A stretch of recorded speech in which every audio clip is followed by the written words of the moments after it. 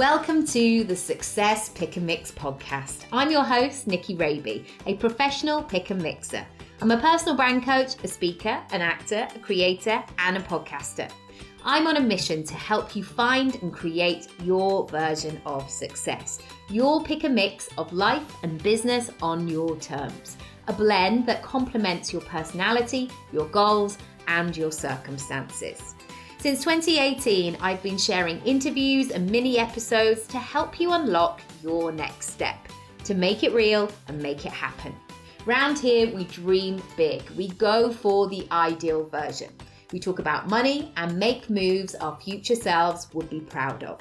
This podcast is free and available for you whenever you need it. So do rate, review, and subscribe for new episodes. If you want to go deeper with my support, check out my freebies house and unlock the rooms you choose. nickyraby.com/freebies house. I also have workshops, programs, and one-on-one bespoke offerings. For prices and availability, go to nickyraby.com. Thank you, as always, for spending some time with me and my guests. Now, on to today's episode.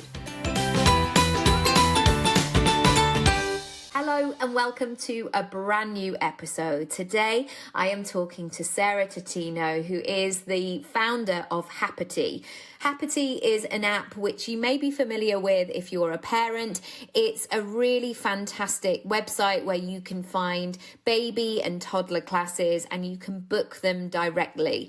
And what's really fascinating in this episode, and we're not going to go into too much about parenting or anything like that, but what's fascinating for me is the way that she had this idea and she had that curiosity to learn something new, having never coded before, and then went on and built this amazing platform, one that is absolutely integral to so many parents' lives, mental health, getting out and about, mixing, communicating. And I think you'll be really inspired by this episode, and hopefully it will get the juices flowing and make you think, maybe what should I do next? Oh, I've got a bit of an idea. Maybe it's worth exploring. So as always, do follow the links down below in the description box and rate, review, subscribe. Let us know where you're listening, what you take away from this, and do share it with a pal as well. All right, that's it. Let's get into the episode. Sara, welcome to the podcast. Thanks so much for being on. Thank you. It's a complete pleasure to be here. Oh, lovely. Thank you so much. So let's start with you. What do you do? What's your business? Where are you up to in July 2019 as we are now? Well, that's a big question, isn't it? Could you just tell me your life plans, please? I'll have my story. So I'm the founder of happity.co.uk. And it's a website helping parents to find and book baby and toddler classes. So it's really been built around connecting new parents at that sort of stage where it's really difficult to get out the house, getting them out into the communities and meeting real people in real life. Yeah. And we support the class providers. They can use us to advertise their classes and get more promotion. But we also have a bespoke booking system. So they actually use it to take bookings for their classes as well. Fantastic. And were you in technology before you became a mum? Is this something that you'd always wanted to do? How did it begin? No. So no, I had no technical background whatsoever. And actually no particular intention of being an entrepreneur at the time I started this. I was actually made redundant from my job at the BBC, and I was about 7 months pregnant when it rolled round with my second child. And great timing then. I mean, it was all expected, and it was like I was okay with that. But yeah, I just basically had a bit of an identity crisis at that time and thought, oh my goodness, what am I going to do? Because I think particularly when you work at somewhere like the BBC, it's an internationally recognised brand. Yeah. And I'd been at Radio 1, so I was kind of used to this being a huge part of my identity.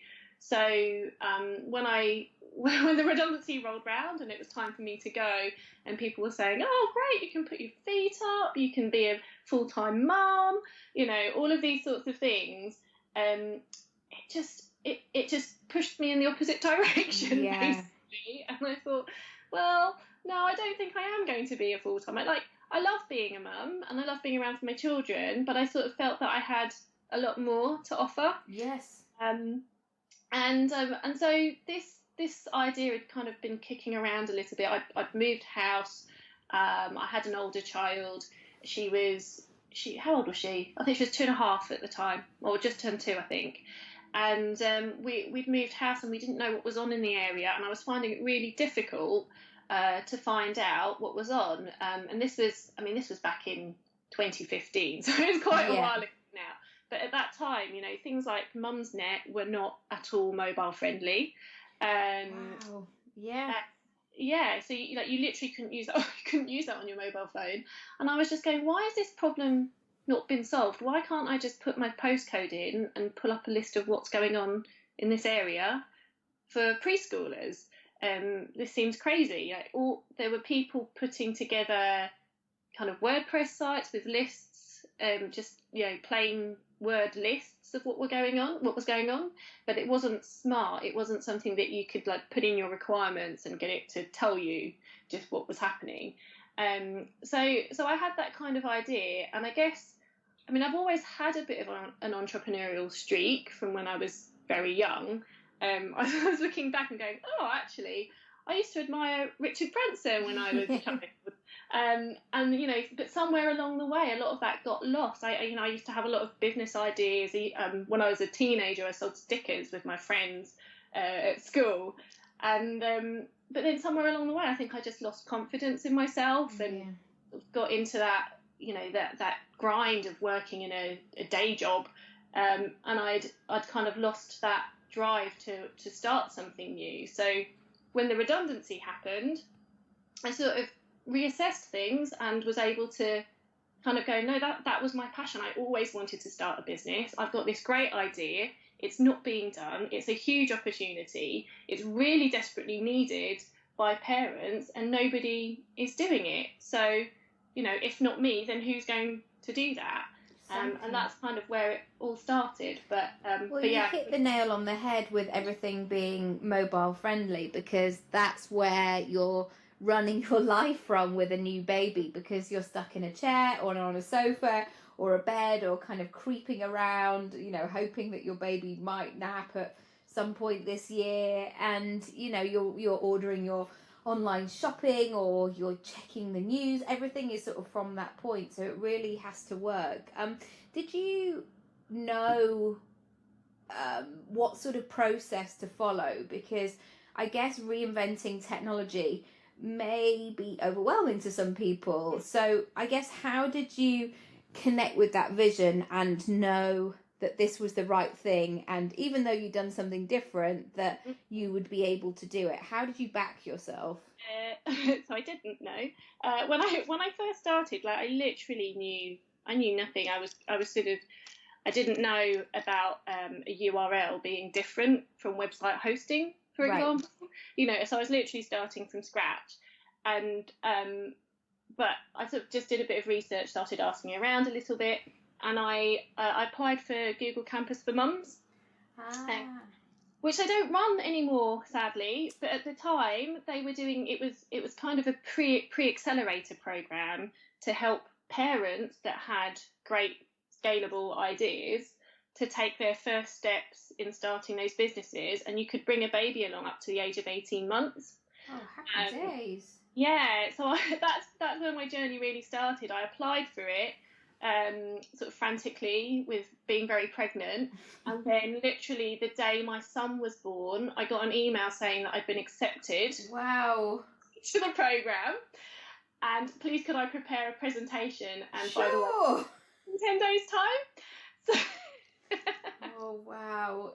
Wow. So yeah, that's kind of where it started. I was breastfeeding this newborn baby and typing up a presentation with the other hand, and then sort of took myself along to Google Campus 10 days later to present my idea, and then just started taking steps from there, really. But it did take a very long time, because after that course finished, there was a new kind of startup program, if you like, which was being run by June Angelides, and it was called Mums in Tech.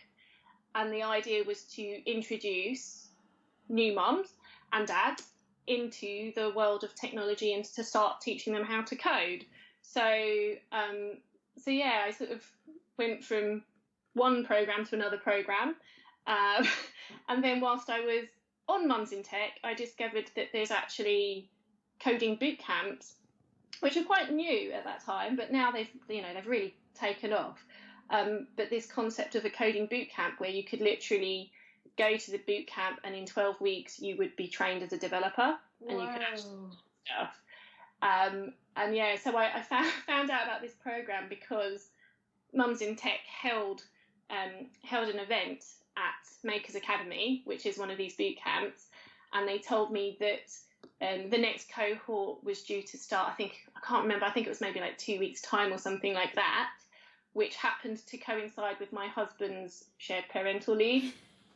So on the one hand, there was some sort of like, we've got this, like, you just keep showing up. It was, the dates were sort of aligning, but I guess because also, coding wasn't a thing for us. Even when I was at school, there was no internet. There were computers, but you could only like book them for 5 minutes a week in the library, and then the person who was running the library didn't know how to turn it on, and there would be all kinds of things. Did you feel scared at all, sort of going into a new area, or was it quite comforting just being under that leadership of a 12-week course? I was really excited, actually. So what I remembered, and it's one of these things that you push to the back of your memories, isn't it? But I remembered that when I was, I don't know, I must have been about 14 or something, I built one of those what you see is what you get type websites. Yes. I think it was like on GeoCities or something. And I'd built this Backstreet Boys fan page. Amazing. I bet it was popular as well. And that was the extent of my sort of experience with coding. But yeah, basically, because I'd gone on this course with Bring Your Baby Along sort of coding course, and I'd gone, actually, like, coding, it's not such a big mysterious thing. I have dabbled with it previously. I can totally do this. I can learn it. And then finding out about this boot camp where they were literally saying you don't need to have had any experience whatsoever. You just need to be willing to learn. It was just amazing. It's this whole new world opened up, and I was going, what an incredible opportunity. The stars are aligning. Like, my husband has literally got, well, I think he had 10 weeks off, but the course was 12 weeks long. And I was like, this is just too perfect. It was just such an incredible opportunity to go and be able to do that course. And I mean, when I found out about it, I did have to have quite a long conversation with my husband, because he thought he was going to have a really nice shared parental leave, seeing as I'd been made redundant, and he was going to be able to put his feet up. Yes. And it was like, because that's what you can do with a new baby. And I was like, well, actually, I found out about this course. I'm quite interested in doing it. You are going to have to look after well, I think, she was kind of, I think she was 3 by then. I can't even remember the date. But, you're going to have to look after our young child and wean our son. Wowzers. Cannot cook at all. And I was really, really scared for him. And I almost, I was trying to give myself an excuse not to do the course, because I was going, I'm too worried. I don't know if you'll be okay with like managing the children. Like, you don't know what you're letting yourself in for here. And he was so super supportive. He was just like, you've got to go for this. Like, opportunities like this don't come along that are just so perfectly aligned. And I could see at the time, I mean, so much was happening in tech, that it felt like whatever happens, whether or not I carry on and start this business, whatever happens, I am going to have these amazing skills to start whatever I want to start or to get into. Yes. I'm going to be qualified as a junior developer. I mean, people leave that course and they basically walk into a new job at 30-something K as a starting salary with like less than 3 months training. I mean, it's crazy. So, it just seemed like a sensible thing to do at the time. Absolutely. And you're right about that transferable skills. Is sometimes I think when I speak to coaching clients is that they want to know all of the solutions and all of where the roads lead, and actually you don't necessarily know, because maybe where you're going to end up hasn't even been invented yet. Like, things are moving so quickly digitally that actually you have to your only job, I guess, is just to stay open-minded and keep curious, and also being really great at what you do is a huge bonus as well. Yeah.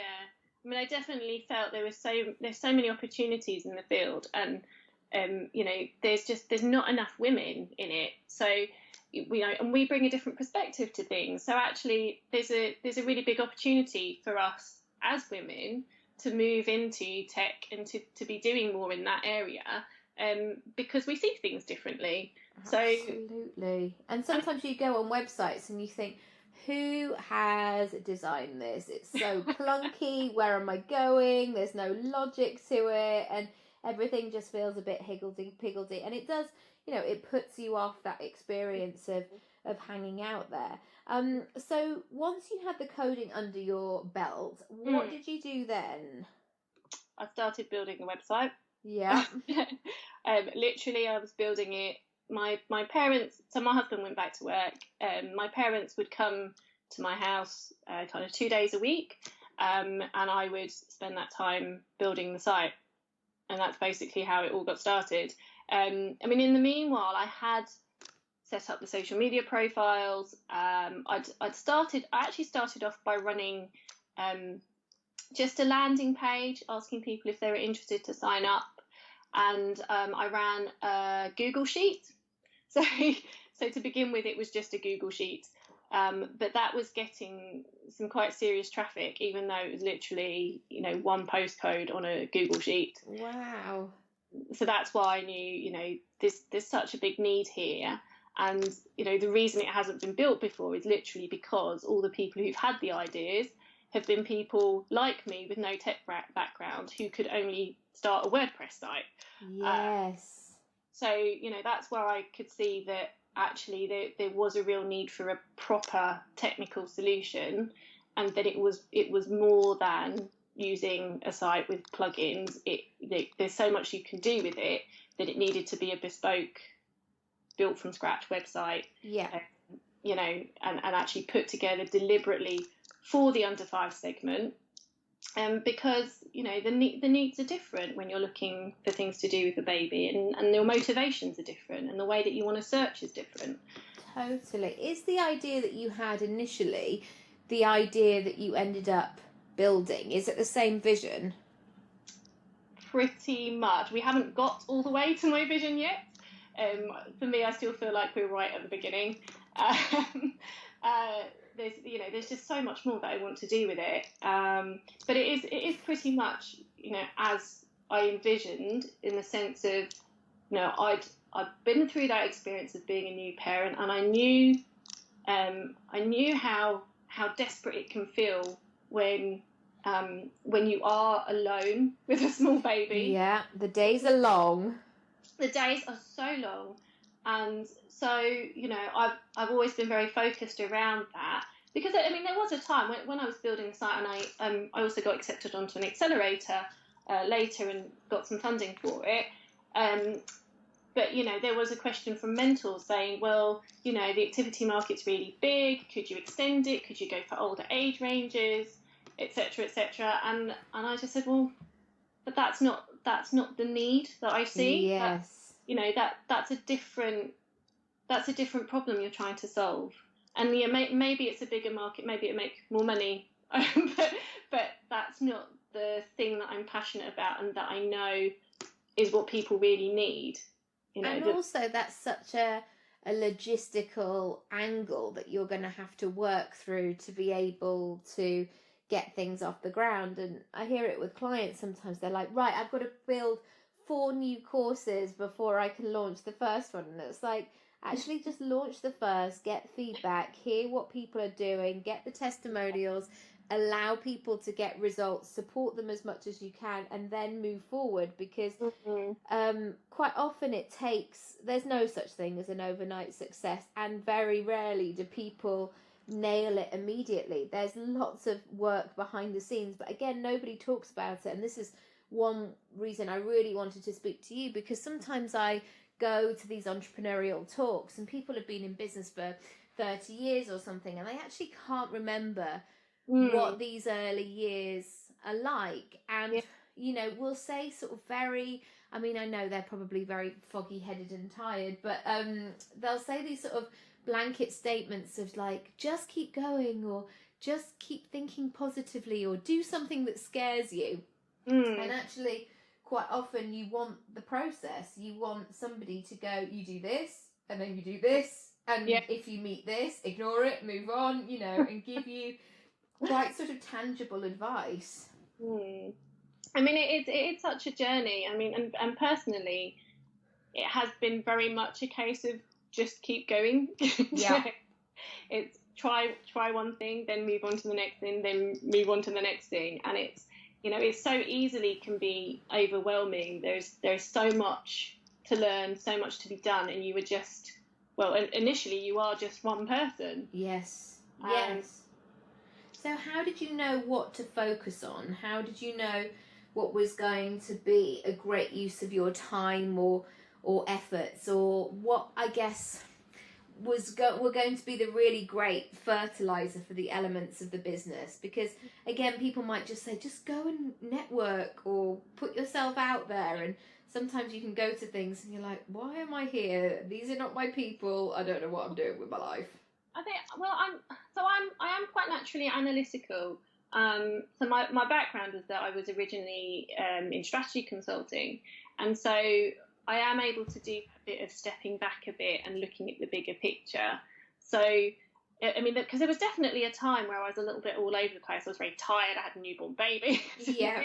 What I was doing, and it's very easy to sort of get sucked into doing this, that, and the other, and you have to look at your overall business and say, okay, well, what is the one most important thing that I can do and that I can focus my efforts on that's actually going to move us forwards? Yes. So there was a point where I said, I sort of had to go, oh, hold on a moment. I need to not be doing loads on social media. I need to not be doing any kind of PR and marketing, because we just need to get the product right. Yes. And just so literally, because you are only one person and you can only do so much, you have to look at the bigger picture and say, well, what is the most important thing? Just do that first, and then you can move on. So which for me was, well, look, I'll start. When I started, it was showing a bit that there was a real idea that there was traction, there was a demand for it. Building the very first simple version and showing that people wanted to use it. And from there, I was able to secure some funding and get onto this accelerator program. But then from there onwards, it's like, then it was starting to monetize it. And now we're on we need to market it lots, because we know we have something that works. We just need more people to know about it. Yes. But if you do that in the wrong order, it just doesn't really work as a business. No. Well, I often liken it to the analogy of sometimes you just need to start opening the shop and painting the shop front. So people come in, they check, they connect with the brand, and because I think sometimes as business owners, you can get caught in the behind the scenes stuff too much, as in polishing the shelves. And actually, you need to say, in a few weeks or right now, these are available to buy. And if you like this experience, here's how you pay me. And I think so often people can get caught up in that free work or living life as a entrepreneur, but actually not making the money or not making the strides that they want to make. Yeah, I mean, I'm guilty of that, because I'm more interested in product naturally, and I've always shied away a little bit when it comes to the sales side.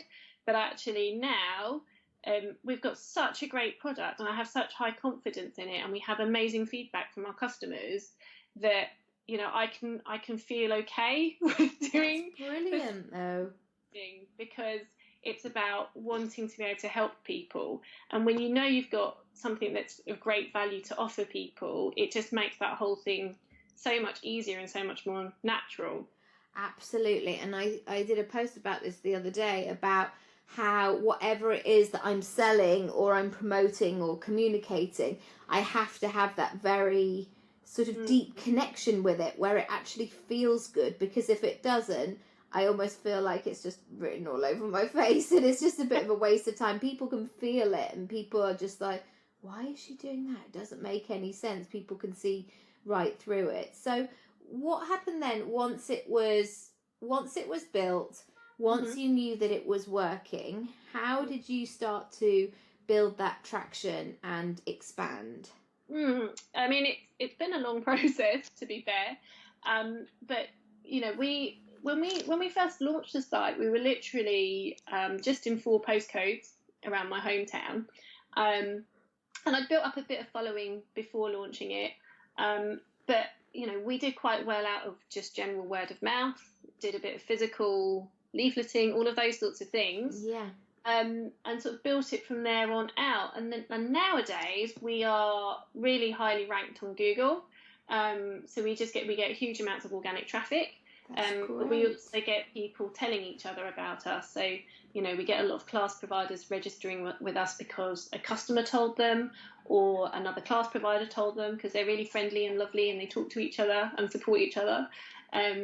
And so yeah, really, it's almost entirely been organic, to be honest.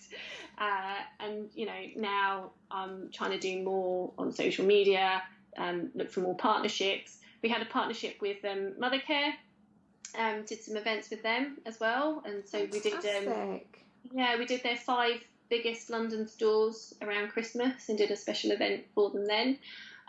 So yeah, just doing more partnerships now, getting out more into the communities, just trying to be more visible all around, really. And how have you managed to, because I'm sure along the way we all have, even if we're confident in our ideas, sometimes we have those bad days where imposter syndrome might come out to play, or a lack of confidence, or just those days where you're like, oh, this feels really hard. What have been in your bag of tricks to kind of keep calm and carry on? That's a really hard one, actually. What keeps me going on? I don't know. I suppose because so much of it has been driven from personal experience and wanting to achieve a particular mission, that it's very hard to give up on that. Yes.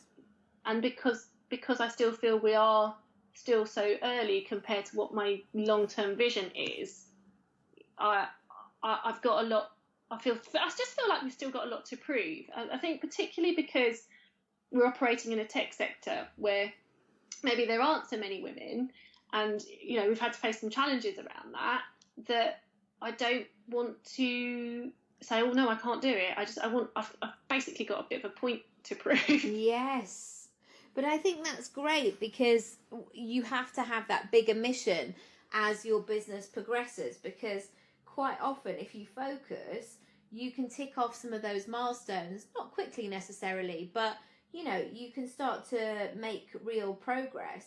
And after a while you think, gosh, if I'm going to do this full time, I've really got to connect with this. I've really got to be excited about it. And for me, it goes again back to that feeling process, that I always want to feel good in what I'm doing, not that I'm just kind of showing up and going, oh, hi, yeah, whatever, and going through the motions. I want to make sure that I'm present and there and all that good stuff, really. Yeah, and I think because quite early on I decided that I was going to run my team flexibly and I was going to run it remotely. You know, partly because I'd done the whole commuting thing after and trying to work part-time in an office environment, and I found it a nightmare. I found that the commute was sucking a lot out of me, and that it just felt like a waste of time compared to the time I could be spending with my children or being more productive. And yeah, so particularly having had the experience training to be a developer and seeing how the tech world was operating, I just thought, geez, there's so much of my old job where I used to sit at a desk, but how much of that time was actually needing to be there in person. Yes. I did so much of my work via email anyway. People at the BBC are all in different buildings, and even if they're in the same, like I was in not TV Centre, I was in the big building where the news centre is now. Yes. But people would be on the first floor and I'd be on the 8th floor, and I would still end up emailing them. Yeah. Yeah, you're not going to kind of run up and go, "Hi guys, I just wanted to share something with you." Yeah, email is the point of communication, isn't it? You email them or you pick up the phone. So there were very few things that really had to be done in person, and so I just realised that actually with all the tech tools that are available to us now, there was no good reason to have an office when I could see there were so many women out there like me who have a lot of talent and can't find the jobs that they can do around their children. So I just saw it as a huge enabler for the business to be able to work in this way, and to be able to recruit people from anywhere in the country or even abroad, and that would be more beneficial and more forward-looking for the company than to get an office in Shoreditch and be in the tech hub with all the other young techies. Yes, absolutely. And just sometimes all of that is really showy, and people, I have friends who work for organisations, which I won't say, and they're like, "Oh, it's amazing, you get a free lunch or you do this," but actually there's zero flexibility, or they have to work a 5-day week, otherwise it just kind of doesn't count. And we're all trying to create our own blend of business and life as well, and sometimes we need a bit of wiggle room in doing that. And I'm sure when people sort of read your job description, they were like, "Yes, this is the woman I've been waiting for." I was going to say, how did you know how to build your team, and what did you focus on first, and what's been an important part of that process that you could share? Well, certainly people who really buy into the mission that we're setting out to achieve. People who really get that and want to be part of it, is more important than anything else. Yes. But yeah, I mean, certainly, when I first started recruiting, I was getting, just these most incredible candidates, and I think it's just, for me, because particularly where you're working remotely, you need to find people who are committed and can self-manage. Yes. Who are, really want to work, because I have to be able to trust that they are doing the work when I, I'm not just watching loose women. Yeah. Your shoulder. But I think because of the way we work, there isn't really anywhere to hide. And even though you're working from home, there isn't anywhere to hide because you've got a limited number of hours that you're committed to working. So you have to do the work in that time, or it's just not going to be done. So, and that hasn't been hard to find people who, really, really do want to work and just haven't been able to find the right roles. I mean, I felt like I was in that situation when I was facing redundancy and working out what I was going to do next. I did start looking around going, okay, well, what is out there for people who want some flexibility? And it was very hard to find anything that felt like it was going to be a really, rewarding, interesting, challenging role, while still having some of that flexibility. So, I could see that there was a real gap there. And it was just borne out. Whenever I've recruited, I've just had fantastic candidates. That's brilliant. And is there any technology that you use as a team that kind of keeps you all on the same path, that communicates well, and that you always you're shortcutting the process, so you're not always going, "Oh, did you see that email? Oh yeah, I've covered it. Oh, who's replying to that?" How do you how do you run your business sort of behind the scenes that's been useful? So we use Slack for the day-to-day, but that's set up with a lot of reminders and a lot of integrations. So like it gives us reports on some statistics around the website. It just does that automatically. Ooh. Yeah, it does. It gives us a daily reminder and says, hey, everybody, what are you working on today? What's the one thing? But you're going to say, what are you wearing today? I was like, Slack, that seems very intimate. No, but it's one of those things, in terms of, productivity is something that I've been very interested in learning more about and sort of seeing how you can work more efficiently. Yes. So, and so I love this idea of saying, well, what's the one thing you want to have achieved this year? What's the one thing you want to have achieved this quarter, this month, this week, this day? Yes. So, I really like that kind of structure that says, push out, because your to-do list is always massive. Yeah. And so just look down that list and just go, out of all of this list, there is going to be one thing that is the most important thing. Yeah. And so forcing yourself to do that and practice that, I think, can move you forward very quickly because it stops you getting distracted doing all the rubbish. Yes. Yeah, because you can chip away at stuff all day and then get to the end of it and go, oh, hang on a minute, I haven't emailed that person still, or that person is waiting for this from me. And yeah, you're right, you have to be moving the needle each and every day, because that's how you get that momentum in your business and how you move forward. What helps you in terms of setting yourself up for the day? What do I do? Well, so I do the school runs in the morning. That doesn't really help me set up for the day. People always say that they're really lovely times. I'm like, I never find it that relaxing at all. So, I mean, I try to, as much as possible, I try and get up early and do some time before the kids wake up. Yes. Before I have to get into the school run, because it just gives you that bit of extra sort of planning time. So that when your day starts, you can get straight into it.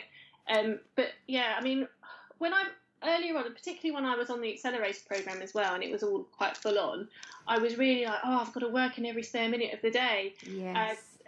What I quite quickly realised was that no, what you need is space. Yes. Actually, the coding course was really good at this because the coding course was very intense, because they're training you in 12 weeks. They had daily meditation, and they helped you to establish a daily meditation practice. So that's something that I've been able to carry over and sort of say, well, actually, what I need to do when I come home from the school run is give myself half an hour, like tidy everything up, get my things in order, give myself some time to actually meditate and have space before I then go on to start working. And actually it's really important to have that, because otherwise you always feel slightly on the back foot.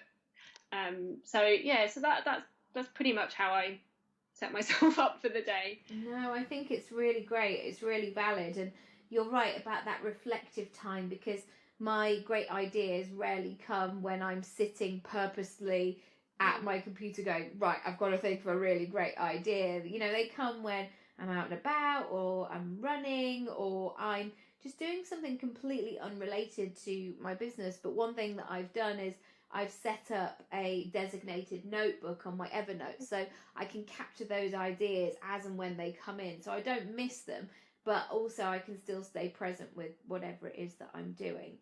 If people want to come and find out more about you and what you're doing and sign up, where should they go?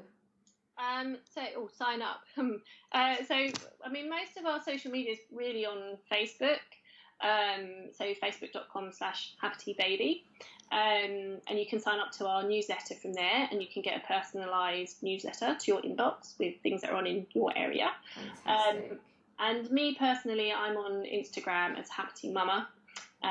So that's more of a posting about my life. Nice. Behind the scenes in the business, what's going on, that sort of thing. I'm on Instagram. And then the main website is happity.co.uk. Brilliant. And who would you say is your perfect ideal customer, so people can kind of recognise themselves? So certainly, we're really designed for parents of under 5s, particularly I'd say under 2s. There's a lot on the site for those people. And then for class providers, it's any class provider that wants more people to find them. And also if they if they need a booking system, because our booking system is one of the most, if not the most affordable on the market, and it's completely designed for under fives. So it sort of addresses a lot of shortcomings from other booking systems that are out there. So yeah, anything to do with under fives, classes for under fives, that's us. Amazing. Well, I will be looking out to bring my little ones, plural, very soon, to a class soon. That sounds fantastic. But thank you so much for being such a brilliant guest. And if you've been listening to this and you want to find out more, or if you've had any moments where you want to know more about, I guess, kind of being in tech as a parent, then tag Sarah and I in your stories or get in touch with us and we can answer any questions. I'm saying I can answer any questions like I'm some sort of expert in tech. I make a podcast, but that's about it. But Sarah knows loads of things. I love hearing from people who are starting out on this journey, because I think it is, it is quite a rare position to be in, really. So I really welcome people getting in touch with me, and always happy to have a chat and try and help wherever I can. Amazing. So I've absolutely loved being on your podcast, Nikki. I love it. Oh, thank you. And do you know what I have to say? As females, I absolutely love connecting people with, like a friend of mine is going for an investment at the moment, and she was like, I don't know what to do. I don't know how to do that. I was like, you should speak to my friend, and then kind of did an introduction email. And it's so nice if we can help each other and shortcut the process for people. Yeah, I think it's incredibly powerful, and it's one of the things that has, on the one hand, it's harder for us to have that in tech, where we don't necessarily have a network of investors and other startups in that arena. Yeah. But actually, for us as women in our communities, and in terms of the services that we're offering and the people we want to collaborate with, I think network and being able to help each other is so incredibly powerful. It really is. It really is. And I always feel like I'm doing other people a disservice if I know something that I know that they need to know. So, don't ever feel that you can't share it just in case somebody, I don't know, nicks your idea or does something similar. I feel like a rising tide raises all boats, or I can't remember what the phrase is, but something like that. Get in a boat or get on the ocean. Let's have a lovely time. Amazing. Thank you so much. And all the details are in the show notes as well. So do check those out too. Okay. Thanks, Nikki. Thank you. Bye.